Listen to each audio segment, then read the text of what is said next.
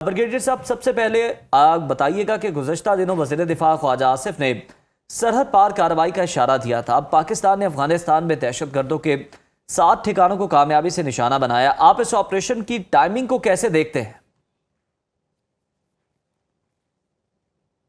Base operation कर चुके हैं 2025 और 26 के अंदर, जिसमें 206 के करीब ऑपरेशन डेली लेवल पे हम इंटेलिजेंस बेस करते हैं। लेकिन बदकिस्मती से जब भी हम ऑपरेशंस करते हैं तो फिर उनके रेमिनेंट्स या उनके जो बचे कुछ लोग हैं वो बॉर्डर पार कर जाया करते थे।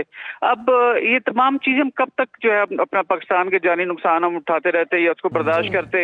हर चीज की एक हद होती है और सिलसिले के अंदर कहते हैं ना कि 2 तरह के रिस्पॉन्स जनरेट किए जा सकते हैं, एक नॉन काइनेटिक और एक काइनेटिक। नॉन काइनेटिक के अंदर आपकी सारी डिप्लोमेटिक और पॉलिटिकल एफर्ट्स होती है मल्टीलैटरल के ऊपर, बायलैटरल लेवल के ऊपर। बरहा हमने कोशिश की और अक्टूबर 2025 में खास करके हमारे जो ब्रदर मुस्लिम ममालिक इसमें सऊदीया, तुर्की, ईरान और वो शामिल है। इसके अलावा रशिया और चाइना ने भी कोशिश की कि किसी न किसी तरीके से कोई इस तरह का वेरीफाइबल मैकेनिज्म निकल आए कि जहां पर ये टीटीपी के एलिमेंट्स जहां छुपे हुए हैं उनको जो भी खिलाफ कार्रवाई हुई है तो उसको वेरीफाई किया जा सके। लेकिन वो मैं ना मानूं कि रट जारी थी और अब बात इस कदर आगे बढ़ चुकी थी कि अब हमारे पास कोई ऑप्शन बाकी नहीं रह गया था कि हम नॉन काइनेटिक को, जब वो फेल हो चुका तो फिर काइनेटिक ऑप्शन की तरफ जाएं। अब काइनेटिक के अंदर हमने हॉट परसूट ऑपरेशन, जो कि हमारी इंटेलिजेंस एजेंसीज जिसमें कि ह्यूमन इंटेलिजेंस शामिल है, जिसमें सैटेलाइट्स की इंटेलिजेंस शामिल है, हमें बिल्कुल पिन पॉइंट मालूम था कि कहाँ पर ये एलिमेंट छुपे हुए हैं और कहाँ पर बैठ के ये लोग सारी प्लानिंग करते हैं। स्पेशली तरलाई में होने वाला हमला जो है वो पक्तिका के अंदर बैठ के उन्होंने जो किया था और उसमें भी गुल बहादुर ग्रुप शामिल था। तो फिर कल रात पाक एयरफोर्स के शाहीनों ने पिन पॉइंट सर्जिकल स्ट्राइक्स की, इसमें कोलेटरल डैमेज को अवॉइड करते हुए 7 मुख्तलिफ जगहों के ऊपर हमने टारगेट्स को एंगेज किया और अल्हम्दुलिल्लाह अब तक की रिपोर्ट्स के मुताबिक तकरीबन 50 के करीब दहशतगर्द जो हैं वो जन्म वासिल वहां पर हो चुके हैं। दो के उसके ऊपर खासा प्रोपेगेंडा अफगानिस्तान कर रहा है, लेकिन फिर हर चीज की एक हद होती है और हमने अभी भी कैलकुलेटेड रिस्पॉन्स किया है। सिर्फ एक इस कोलेटरल डैमेज को अवॉइड करते हुए 2 के रमजान के महीने के अंदर यूनी की चॉइस थी कि उन्होंने दोबारा से जो है वो बन्नू में अटैक किया, जैसे कि पिछले साल मार्च में भी उन्होंने ये गुल बहादुर ग्रुप में रोजों के दौरान जो है हमला किया था। तो फिर वो एक रॉन्ग प्रेसिडेंट सेट हो रही थी। तो फिर इस सिलसिले के अंदर देखते हुए रात को हमने इसको एक हॉट परसूट ऑपरेशन किया और सर्जिकल स्ट्राइक जिसमें कोलेटरल डैमेज जो है वो जितना मिनिमम हो सके उसको इंश्योर करते हुए हमला किया और अल्हम्दुलिल्लाह उसमें खासी कामयाबी हासिल हुई है। खासी कामयाबी भी हासिल हुई है। अहमद साहब साथ ही मौजूद रहेगा। अब्दुल्ला हमीद गुल साहब, आपकी जानिब आऊंगी। पाक फजाइया की कार्रवाई में दाइश और फितनतुल खवारिज के मुश्तरका ठिकाने निशाना बने। अफगानिस्तान में पाकिस्तान मुखालिफ तमाम दहशतगर्दों का एक ही छतरी तले जमा होना खित्ते के अमन के लिए कितना बड़ा खतरा समझते हैं आप? बिस्मिल्लाहिर्रहमानिर्रहीम। सबसे पहले तो मैं ज़ाहिर है पाकिस्तान अफवाज को मुबारकबाद दूंगा, क्योंकि उन्होंने पूरी पाकिस्तान की तर्जुमानी की है।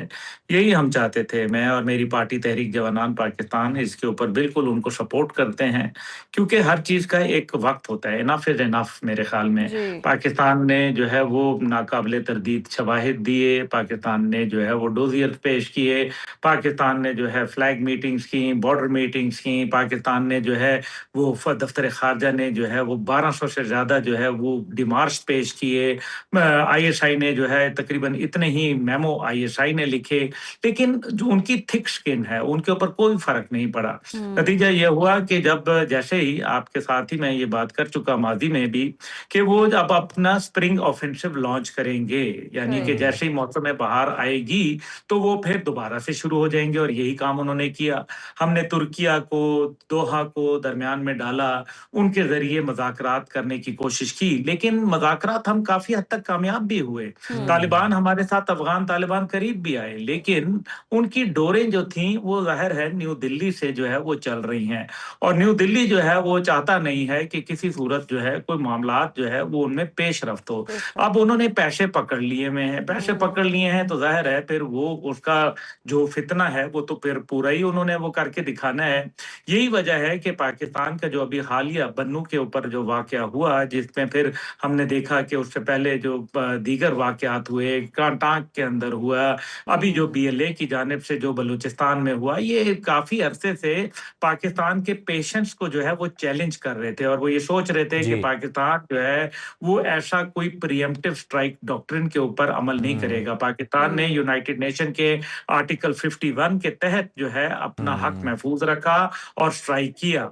और इसी तरीके से जो तालिबान के खिलाफ कार्रवाइयों के लिए जो 1968 जो रेजोल्यूशन और 1973 रेजोल्यूशन है, वो बड़े वादे मौजूद हैं और आज भी वो मौजूद हैं और पाकिस्तान उन पे कार्रवाई करना हक रखता है। अब ये सारी चीजें जो है अपनी जगह, अब इसके अंदर जो एक ही वक्त में पाकिस्तान एयरफोर्स ने जो है जी। 7 जगहों को निशाना बनाया गया, जिसमें पक्तिया था, पक्तिका था, उसके अंदर खोस था, उसके अंदर निंगरहार था, उसके अंदर जो है वो बरमल था और साथ ही साथ जो है वो एक और जगह मेरे ज़हन से निकल रही बिल्कुल है। बिल्कुल, आप तो सही निशानदेही कर रहे हैं कि फौजियानी पाकिस्तानी जो शाहीन है ये फ़ज़ा के अंदर ही मौजूद रहे अफगानिस्तान की, और ये नहीं है कि किसी एक जगह को निशाना बनाकर फ़ौरन वापस आए हों। सर साथ ही रहिएगा, ब्रिगेडियर साहब आपकी जानिब आऊँगा। ऑपरेशन में अगर हम देखें तो कमांडर अख्तर मोहम्मद की जो हलाकत है, फितरा उल खारिज के लिए ये कितना बड़ा धचका है। एक्स पर बहुत सारी वीडियोस भी गर्दिश कर रही हैं जिसमें ये ऐलान किए जा रहे हैं कि जी हम इस चीज़ का बदला लेंगे, लेकिन इससे ये साबित तो हो चुका है कि आप जहां मर्जी छुप जाएं, पाकिस्तान को आपके सारे महफूज ठिकानों का वो पता है। जी बिल्कुल, देखिए ये हाई वैल्यू टारगेट था जिसको एंगेज किया गया और हमने उसको ठीक निशाने पे से आपको मजीद इस बात को तकवीत मिलती है हमारे इस पोजीशन को कि हमने बहुत जो है सर्जिकल स्ट्राइक किया जिसमें कोलेटरल डैमेज को अवॉइड करते हुए पिन पॉइंट जिसे कहते हैं ना कि प्रिसीजन अटैक करते हुए हमने इसको जन्म हासिल किया है।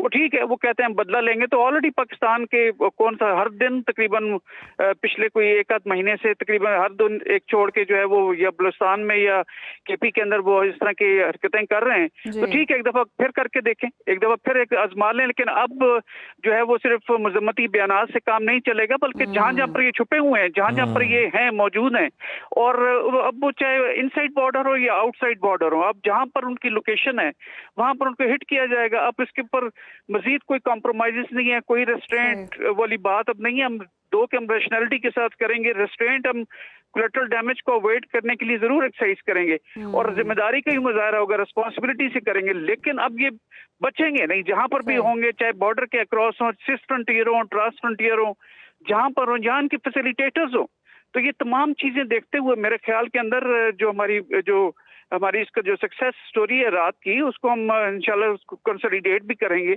और अपनी कौम की उमंगों पूरा उतरेंगे। मजीद पाकिस्तान मुकम्मल नहीं हो सकता इन दहशतगर्दाना कार्रवाइयों का कि जब दिल उठा आगे कोई कार्रवाई कर दी, लिहाजा भरपूर तरीके से कार्रवाई रिस्पॉन्स होगा। जी बिल्कुल अहमद साहब, बिल्कुल दुरुस्त फरमाया। अब इनको इग्नोर नहीं किया जा सकता, भरपूर तरीके से कार्रवाई भी होगी और कल जो कामयाबी नसीब हुई है इसका जश्न भी बनता है।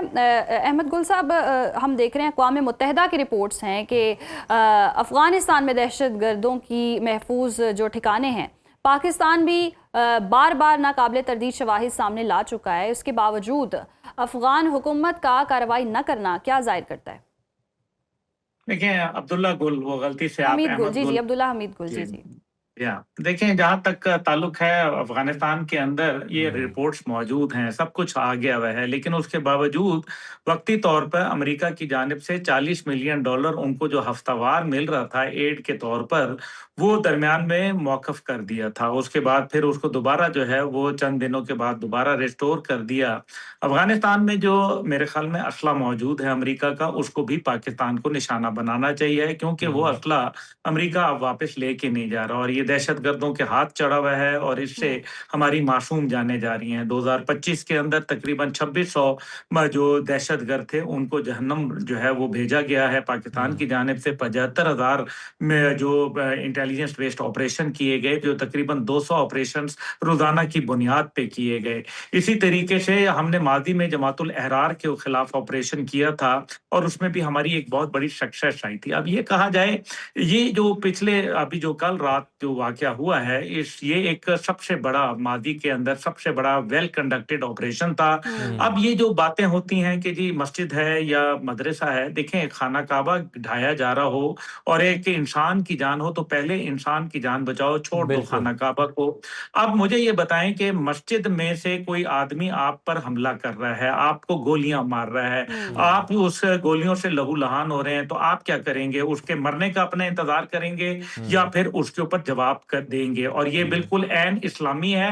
ये ना हम अफगानिस्तान के खिलाफ हमने कोई कार्रवाई नहीं की, अफगानी कौम के खिलाफ कोई कार्रवाई नहीं की। हमारी कार्रवाई जो है दहशतगर्दों के खिलाफ है, जिनकी वजह से अफगानिस्तान के अंदर खुद भी लोग जो है वो बेचारे जो है मजबूर हो चुके हैं, वो जी। तंग आ चुके हैं। और ये बिल्कुल जो अब्दुल्ला नाजायज साहब, इनके हुकूमत इनके शर से तो इनके अपने लोग जो हैं वो भी महफूज नहीं है, बाकी तो चले छोड़ ही दें। ब्रिगेडियर साहब, आप ये बताइएगा इन हमलों के बाद अब जिस तरह से धमकियां दी जा रही हैं, गीदड़ भपकियां जो हैं वो की जा रही हैं कि जनाब हम हमला करेंगे, हम बदला लेंगे इस चीज़ का, तो पाक अफगान सरहद पर कितना तनाव बढ़ता हुआ आप देख रहे हैं? और क्या अब हम इसे समझे कि मुकम्मल फौजी तसादुम की जानिब ये मामला जा रहे हैं, या फिर ये एक महदूद जो रद्द अमल है ये वही रहेगा? पाकिस्तान को कितना तैयार रहना चाहिए?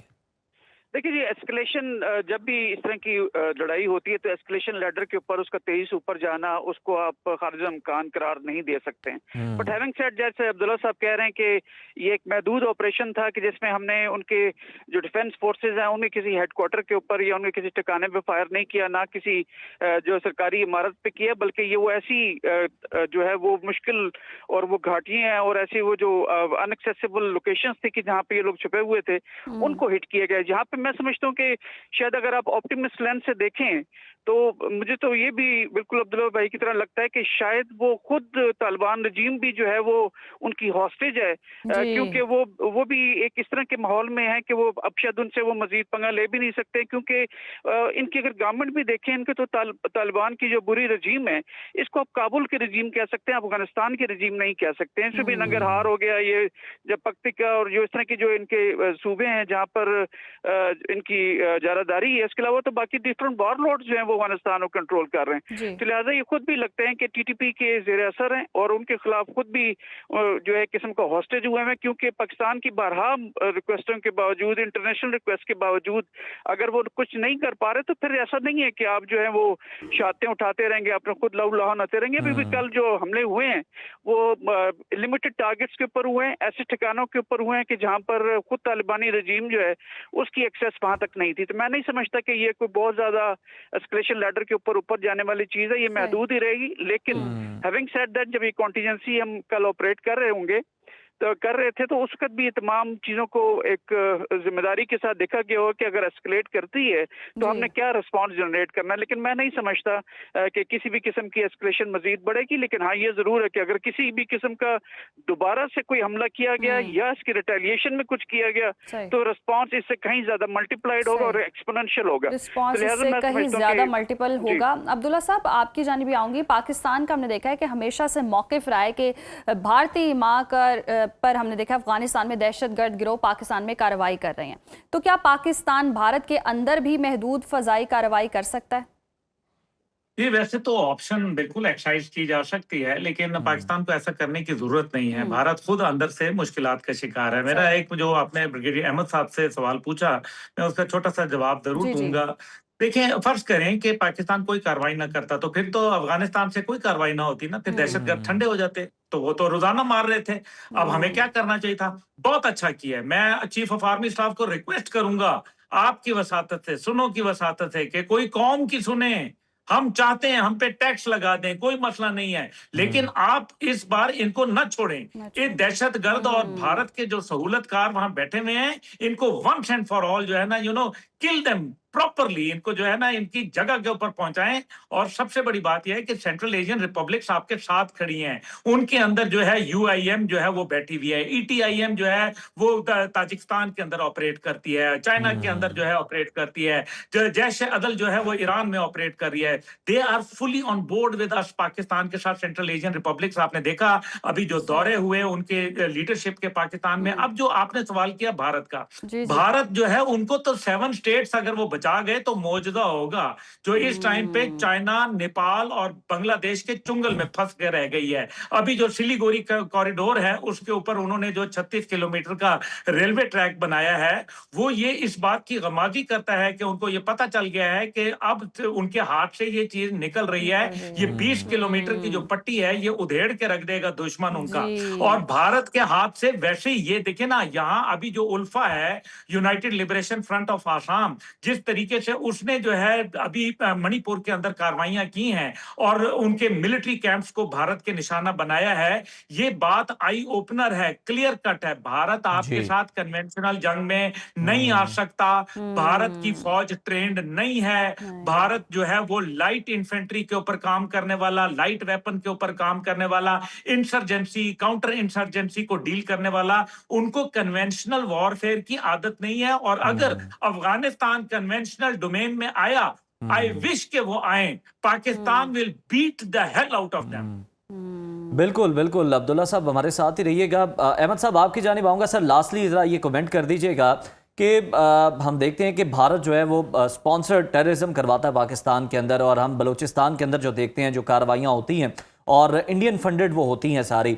भारत ये क्यों भूल जाता है, जिस तरह अब्दुल्ला हमीद गुल साहब ने भी निशानदेही की कि 7 सिस्टर स्टेट्स वाला जो मामला है, उसके अलावा खालिस्तान वाला जो मामला है, ये सारे भी जो हैं ये बहुत ज़्यादा ख़तरनाक हैं भारत के अपने लिए। तो भारत क्या इन सब से तवज्जो हटाने के लिए इस तरह के काम करता है ताकि दुनिया को दिखा सके कि जनाब मसला पाकिस्तान के अंदर है, हमारी तरफ तो सब बिल्कुल ठीक है?